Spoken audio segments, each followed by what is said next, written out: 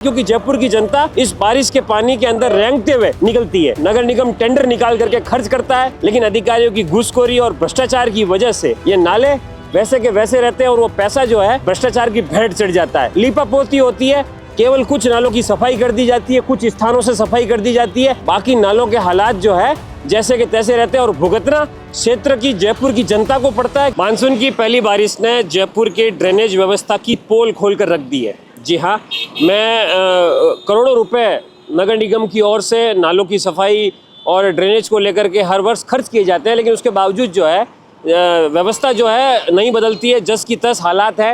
मैं अभी फ़िलहाल जो है गुर्जर की थड़ी के पास स्थित एक नाले के ऊपर हूँ और आप उस नाले की स्थिति देखिए। लक्ष्मी, एक बार आप नाले की स्थिति बताइए कि किस प्रकार से जो नाला है। अब आप देखिए कि ये कितना चौड़ा नाला है, लेकिन इस नाले की साइज जो है घट करके मात्र 10 फीट रह गई है। बाकी इस पूरे नाले के अंदर जो है कचरा जमा है। उसके अलावा आसपास के एरिया का जितना भी कंस्ट्रक्शन होता है, उसका जितना भी मटेरियल वेस्ट जो निकलता है, वो सारा का सारा जो है नाले के अंदर जमा पड़ा है। अब ये आप ये समझ सकते हैं कि करीब करीब ये 100 फीट से ज़्यादा चौड़ा नाला है, लेकिन इस नाले की जो साइज है वो घट करके मात्र 10 फीट रह गई है। अब आप ज़रा सोचिए कि आसपास की कॉलोनियों से जो भी कचरा निकल करके या जो भी पानी, बारिश का पानी जितना भी यहाँ जाएगा, तो ये नाला ओवरफ्लो होकर के बहेगा। तो हज़ारों करोड़ रुपए जो है नगर निगम हर वर्ष नालों पर खर्च करता है, लेकिन स्थिति जो है वैसी की वैसी है।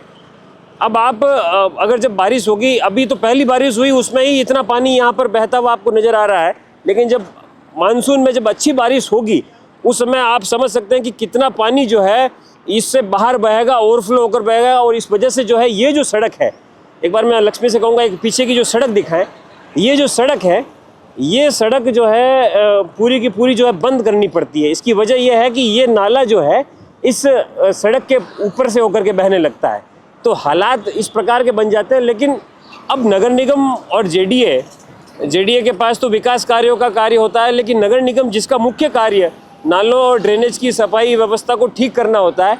लेकिन आप देख सकते हैं ये नाला गुर्जर की थड़ी के पास है।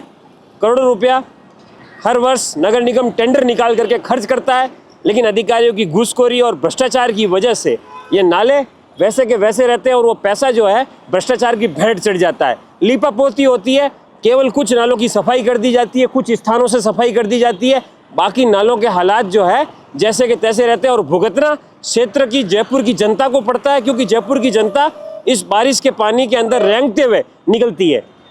आपको एक बात बताता हूँ, अभी 2 दिन पहले जब बारिश हुई जयपुर के अंदर, तो जयपुर की Sikar road, Ajmer road, Agra road और 2 सुपीट बाईपास पर और परकोटे के अंदर इतना पानी भर गया था कि आप समझ सकते हैं कि आधी आधी गाड़ियाँ डूबने लगी थी पहली बारिश में ये हाल। जबकि ड्रेनेज पर सरकार और नगर निगम हमेशा 100 करोड़ रुपया खर्च करता है। जयपुर तो स्मार्ट सिटी में भी आने लग गया है, यूनेस्को की धरोहर में भी शामिल है, लेकिन उसके बावजूद यहाँ के लोगों को जो परेशानियाँ बारिश के दिनों में झेलनी पड़ती है उससे सभी लोग वाकिफ़ हैं।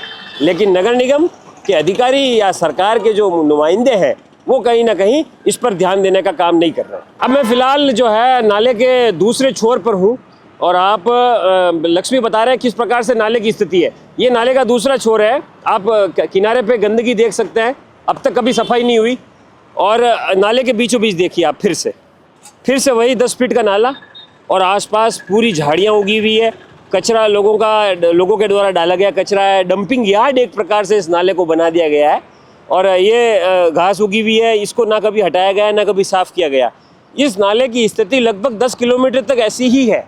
मैं आपको एक स्थान से इसलिए बता रहा हूँ क्योंकि मैं आपको आगे भी बताऊँगा किस प्रकार से नाले की स्थिति है।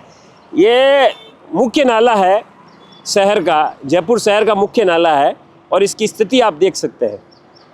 अब सबसे ज़रूरी जो होता है कि आप अगर नालों का रखरखाव और उसका अगर मेंटेनेंस करते हैं तो नालों की जो दोनों तरफ की जो दीवारें होती है, जिसको आप तटबंध कह सकते हैं, नाले को जो है दीवार बना करके कवर किया जाता है। लेकिन आप यहाँ पर देख सकते हैं कि दीवार तो पूरी तरीके से गायब है।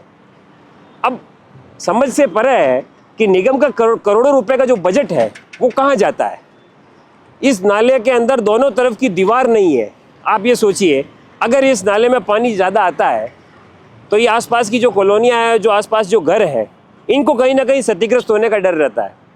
अब आप देखिए, ये जो सामने घर है, ये पीले रंग का।